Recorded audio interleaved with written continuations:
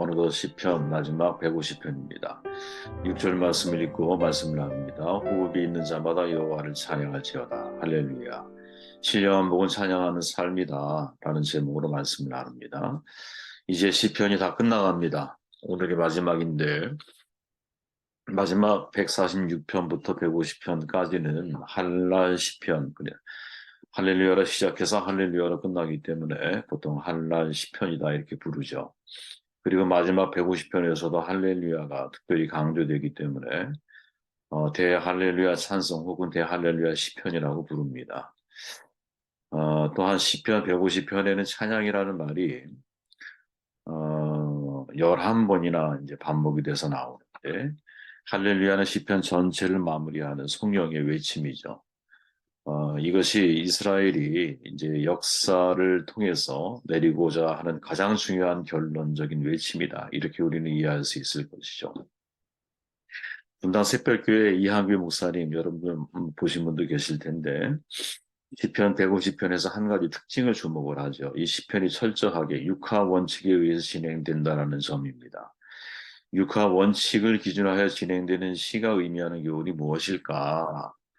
저는 이제 이한규 목사님이 쓰신 글 속에서 그래? 육하 원칙? 그래, 거기까지는 좋아. 그러면 왜 육하 원칙으로 시를 마무리하고 있을까? 이런 질문을 가지고 말씀을 다시 묵상하면서 그 속에는 중요한 하나의 이유가 있구나 하는 것을 생각하게 되었습니다. 어, 다시 이제 6절 말씀 제가 읽으면 호흡이 있는 자마다 여호와를 찬양할지어다. 할렐루야. 찬양의 육하 원칙을 생각하라라는 것이죠. 다시 말하면 내가 찬양할 때 아무 생각 없이 찬양하지 말고 그 찬양을 내가 왜 하고 있는지, 무엇 때문에 하고 있는지, 또 무엇을 찬양하고 있는지, 찬양의 대상이 누구인지 모든 것들에 대해서 반드시 생각하며 찬양할 수 있어야 한다는 거예요. 자, 6절에 보면 시인은 누가 찬양해야 하는지를 우리에게 알려주죠. 호흡이 있는 자, 즉 살아있는 자를 뜻합니다. 내가 살아있다는 사실만으로도 찬양을 해야 한다는 것이 이 시편의 결론인 것이죠. 여러분 살아있음을 함부로 취급하지 마세요. 인간의 호흡 속에는 하나님의 숨이 들어있잖아요. 그죠? 나의 호흡 속에는 하나님의 숨이 들어있는 거거든요. 그러니까 내가 호흡을 하는 동안은 하나님이 나를 통해 숨 쉬고 있다라는 생각을 여러분들 하셔야 될 필요가 있고 그 숨을 가지고 어떻게 사용할 것이냐. 그죠? 생존을 위해 인생을 살아갈 것이냐. 그 숨을 가지고 하나님을 높이는 삶을 내가 살아갈 것이냐.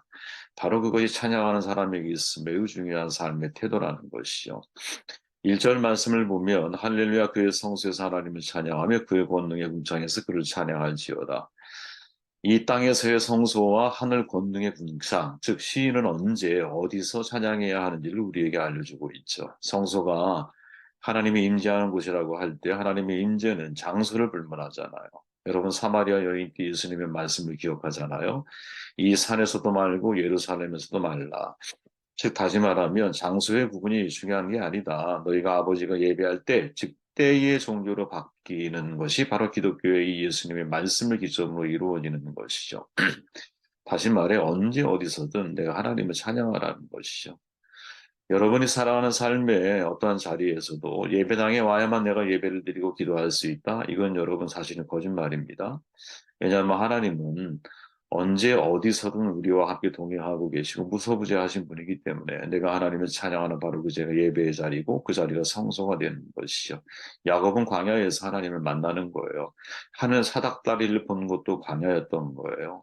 엘리야가 하나님의 만지심을 경험한 것은 로뎀나무 아래에서 그 사건을 경험하는 거거든요. 그렇게 우리가 어떠한 장소, 내 있든지 간에 그 자리가 바로 하나님을 예배하는 자리가 될 수 있다는 것 기억하며 인생을 살아야 한다는 거죠. 2절 그의 능하신 행동을 찬양하며 그의 지키 위대하심을 찬양할지어다. 시인은 무엇을 어떻게 찬양하는지를 증언하고 있죠. 하나님의 능하신 행동과 지극히 위대하심을 찬양해야 한다는 거예요. 하나님이 나의 인생 가운데 무엇을 행하셨는지 찬양해야 되는 것이고 그것이 얼마나 놀랍고 위대한 사건인지를 여러분들은 찬양할 수 있어야 된다는 거죠. 3절로 5절 말씀을 보니까 나팔 소리로 찬양하며 비파와 수금으로 찬양할지어다. 소고치며 춤추어 찬양하며 현악과 퉁소로 찬양할지어다. 큰 소리 나는 재금으로 찬양하며 높은 소리 나는 재금으로 찬양할지어다. 시인은 비파와 수금, 소고, 그리고 현악과 퉁소, 재금, 심지어 춤을 추며 찬양하라 이렇게 말을 하고 있죠. 다시 말해 모든 악기를 동원해 찬양하라는 이 표현은 모든 수단과 정성을 다해서 최상의 찬양을 드리라는 말씀이죠. 심지어 춤을 추면서까지 찬양하라고 도전하고 있어요. 이 시편에서 악기 이름이 많이 나올 동원하는 것은 이 악기들은 다 동원해서 정성껏 모든 재능과 마음과 소리를 다해 찬양하라는 거죠. 그러니까 진실한 찬양은 그 속에 재능이 포함되어 있는 거예요, 여러분. 목소리에 재능이 있습니까? 목소리를 찬양해야 하죠. 워십 재능이 있습니까? 워십으로 찬양하면 되죠. 그리고 여러분들이 화음, 제2바이올린에 여러분들이 재능이 있습니까? 그러면 좋은 하모니를 이루어 가면서 찬양해야 하는 것이죠. 악기를 잘 다루십니까? 그럼 악기를 가지고 내가 하나님을 높여야 되는 것이죠. 그 외에 나의 삶에 하나님 나에게 주신 탤런트를 가지고 그것을 내가 잘 활용할 때 사실은 그 자리까지도 하나님을 찬양하는 자리가 될 수 있다는 거.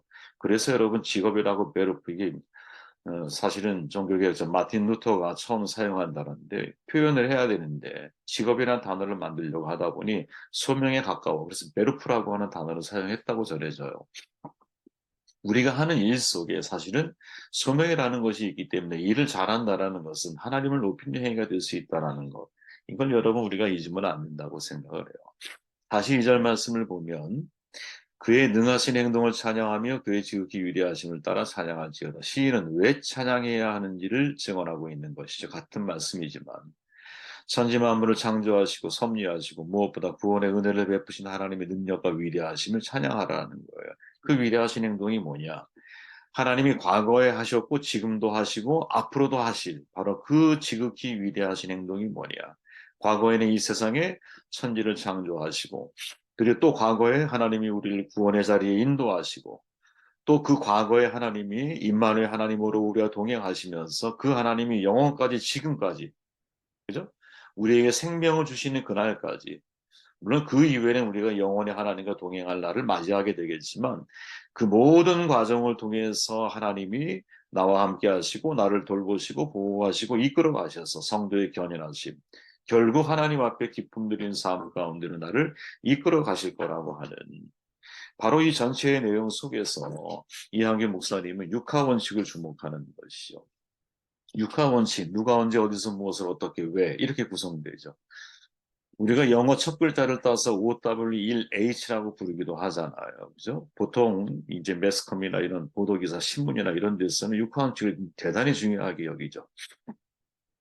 이 육하원칙이 왜 중요하냐? 일상생활의 생각을 정리하고 정확한 커뮤니케이션을 전달하는 데 도움이 돼요. 우리 안에 입력된 정보 있잖아. 이 인풋을 아웃풋으로 전환할 때 기초적인 생각 정리법이 육하원칙이에요. 가장 핵심적인 문제가 뭐냐? 육하원칙에서 누가 주어가 되는가? 왜 육하원칙이 중요한가? 이거를 제가 찾아봤더니 누가 주어가 되는가가 되게 중요한 문제이고 또 누가 중심이 되는가로 인하여 나머지 4W1H가 결정이 된다라는 거예요. 주체를 결정했다면 다음 논의는 어떤 것을 다루고 있느냐. 다른 말로 인간이 대상과 관계로 지니게 되는 중요성에 대해서 가치에 대한 질문을 끊임없이 던지게 만들어준다는 것이죠. 이렇게 서로 영향을 주고받는 거예요. 찬양의 주어는 여러분 호흡이 있는 모든 자야. 우리들이야. 찬양의 대상은 오직 여호와 하나님이신 거예요. 찬양의 내용은 그분이 능하신 행동과 지극히 위대하심이에요. 찬양의 가치는 뭐예요? 인간의 최고 목적은 하나님을 영화롭게 하는 것과 영원토록 그를 즐거워하는 것. 소요리 문답 제1항 1문이잖아요. 그죠? 이것 때문이거든요. 그러니까 찬양의 육하원칙이 전하는 교훈이 도대체 뭘까? 왜 마지막 150편은 찬양의 육하원칙에 의해서 그 내용이 구성되어지고 있을까? 그 질문을 던져보면 아무 생각 없이 찬양하지 말라라. 아주 진짜 어떻게 보면 간단한 진리인 거예요. 왜 육하 원칙에 의해서 우리가 글을 쓰고 보도 자료를 우리가 남기느냐? 정말 정밀한 커뮤니케이션을 위한 거거든요. 우리의 인풋을 아웃풋, 누군가에게 표현하고 드러낼 때 이 과정이 가장 정확하게 상대에게 간결하면서 정확하게 표현되어질 수 있다는 거거든요. 다시 말하면 내가 무엇 때문에 찬양하고 있는지에 대해서 끊임없이 우리는 생각을 하며 그 찬양의 가치를 진짜 가치 있게 만들어 갈 수 있어야 된다는 거죠. 이찬수 목사님 섬기시는 교회에 박광리 목사라는 분이 있어요. 그분이 찬양을 온몸에 새겨라라는 책에서 이런 말을 해요. 성경 말씀을 연구하고 기도 훈련도 받는데 찬양에 대한 훈련과 교육은 거의 없다. 하지만 찬양은 하나님으로 가득할 때 선포되는 신앙의 정수입니다. 찬양은 삶과 분리될 수 없습니다. 그렇게 말씀과 기도뿐 아니라 우리의 찬양도 깊어지고 성장해야 합니다. 더 이상 개념 없는 찬양으로 당신의 찬양을 낭비하지 마십시오. 찬양 속에 정말 기쁨을 누리고 싶다면 우리가 갖고 있는 찬양의 패러다임을 바꿔야 합니다. 여러분 정말 생각해 봐야 할 이 고백 아닐까요? 그죠? 우리가 말씀 훈련하고 기도도 훈련을 해. 근데 찬양을 훈련하지는 않아. 그죠? 저는 저희 교회가 찬양을 많이 훈련하는 교회가 되었으면 좋겠어요. 그죠? 찬양에 대한 정말 은사가 있고 재능이 있고 또 찬양을 통해서 영혼을 하나님 앞에 이끌어갈 수 있는 그러한 영적인 은사를 부여받은 사람일수록 찬양을 온몸에 새겨주는 훈련들을 시켜줘야 한다고 봐요. 성도들에게, 함께하는 교우들에게. 그게 여러분 얼마나 공동체의 유익이 될까요? 여러분 찬양을 깊이 우리가 나누게 될 때, 그죠? 그 깊은 찬양 속에서 내 영혼이 울림이 있고, 내 마음의 영혼의 열림이 있고, 그죠? 하나님의 열린 문이 나에게 느껴지기 시작을 하잖아요. 그죠? 그리고 그 찬양이 우리로 하여금 하나님 말씀을 얼마나 이 옥토처럼 받아들이기 쉽게 우리를 변화시켜 주잖아요. 찬양이. 그리고 하나님을 높이는 찬양의 그 의미가 무엇인지 그거를 영적인 흐름 가운데서 누군가 지도하고 이끌어 줄 수 있는 사람이 사실은 찬양의 은사의 기름 부으심이 있는 사람의 기름 부으심이 있는 그러한 종들인 것이죠. 개념 없는 찬양으로 찬양을 낭비하지 말라. 놀라운 표현 아닙니까? 그죠? 우리가 얼마나 개념 없이 찬양할 때가 많아요. 입은 노래를 하는데 마음은 하나님에 대한 찬양의 내용이 없어. 그러니까 찬양의 가치가 점점 추락하는 거죠. 그러면 안 된다고 봐요. 같은 찬양이라 할지라도 여러분 그 찬양이 어제가 다르고 오늘이 다를 수밖에 없잖아. 왜? 어제의 문제가 다르고 오늘의 문제가 다른데 어떻게 그 찬양이 같은 노래가 될 수 있겠어? 어제의 은혜와 오늘의 은혜가 다른데. 그죠? 저는 똑같은 찬양을 수백 번, 수천 번 부를 때도 있거든요. 어떨 때? 근데 그때그때마다 그 찬양이 달라요. 달라요. 개념 없는 찬양을 드리지 말아라. 야, 이 말은 정말 우리가 마음속에 품어야 되지 않을까. 이거를 달리 표현해 보면 찬양을 육하 원칙을 생각하며 드릴 수 있는 사람이 되어야 되는 게 아닐까. 이런 생각을 해보게 됩니다. 저는 시편 묵상을 시작할 때 시인의 영성으로 접근해야 합니다라고 여러분들에게 말씀을 드렸죠. 시편을 제대로 알면 내가 하나님과 올바른 소통하는 방법을 알게 된다. 제가 첫 번째 시편 묵상을 시작할 때 드렸던 말씀이에요. 시편은 찬양의 책이죠. 찬양의 올바른 길을 제공해주고 동시에 어거스틴의 말처럼 우리의 찬양을 통해서 찬양하는 대상을 닮아가요. 찬양하면서 찬양의 대상을 내가 닮아간다. 서딘이 교수가 여러분 시편의 장르를 찬양시, 탄원시, 감사시 세 종류로다가 분류를 했잖아요. 그에 의하면 첫째 찬양시가 방향 설정의 시, 방향을 설정하는 탄원시, 방향 상실의 시예요. 하나님과 나 사이에 뭔가 잘 작동되어지지 않는 관계를 우리에게 이야기해주고 있어요. 감사시 방향 재설정의 시죠. 감사를 통해 내 방향을 다시 한번 재설정하는 거예요. 인생의 암초를 만났을 때 다시 원래의 자리로 돌아가려고 하는 것이죠. 물론 여러분 제가 시편 150편을 이제 묵상하면서 이 세 장르에 속하지 않는 모호한 시편도 있어요. 뭐 일종의 제왕시 같은 것도 그렇고 뭐 비탄시라고 표현되어지는 것도 있고 뭐 다양한 종류의 여러 가지 명칭들을 우리가 사용을 했는데 그럼에도 불구하고 장르 구분이 필수적인 이유가 뭐냐? 장르를 알아야 시인의 의도를 정확하게 알 수 있기 때문에. 그죠? 그래서 우리는 가능한 근접한 장르 구분을 통해서 시편을 묵상하는 거예요.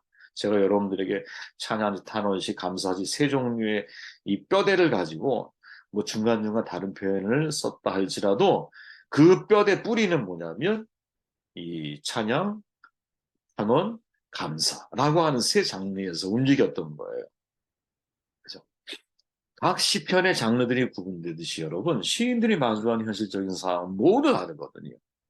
그죠? 우리가 읽어봐서 알잖아. 모두가 다 달랐어. 마주한 현실들이. 그런데 그 중에도 여러분, 일관된 공통점이 하나 있었죠. 시편 150편 전체에서. 시인들은 각각 다른 상황 속에서도 한결같이 하나님을 향하고 있다라. 이게 일관된 공통점이었어요.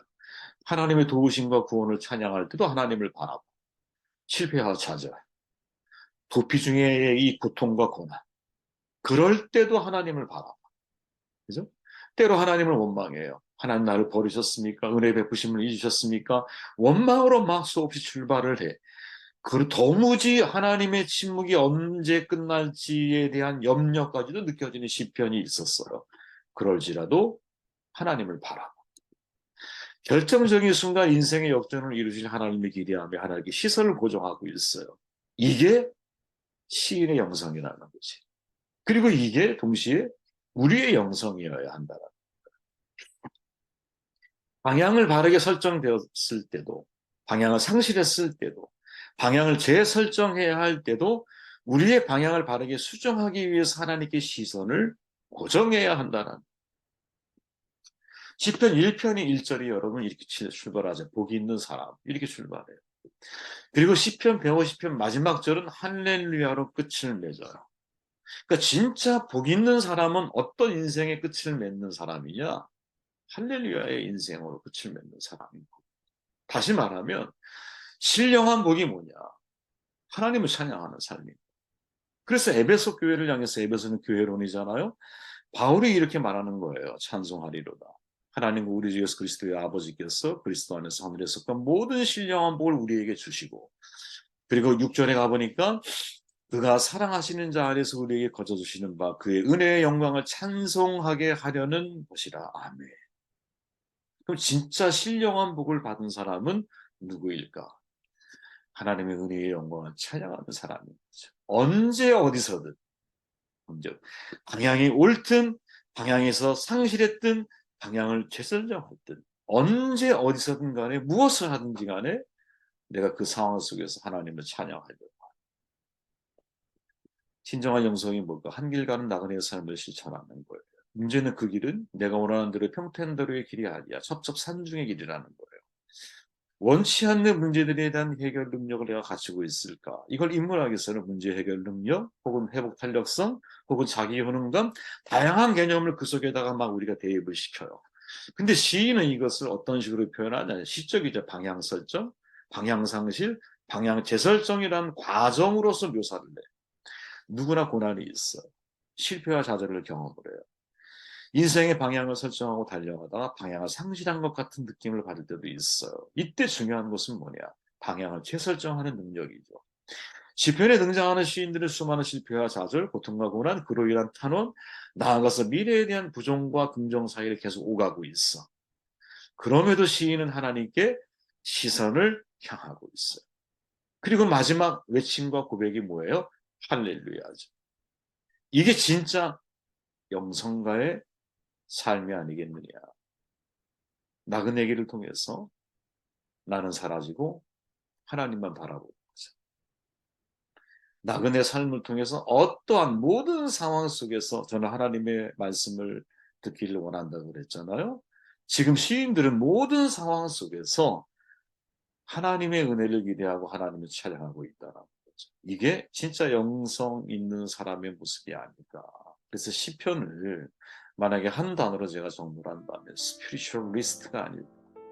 진짜 영성과의 삶이 무엇인지, 모든 사람들의 삶의 내용 속에서 어떤 길을 걸어가야 할까에 대한 중요한 메시지들을 각각의 상황들을 통해 우리에게 전달한 메시지가 시편의 메시지가 아닌가 생각을 해보게 되었습니다.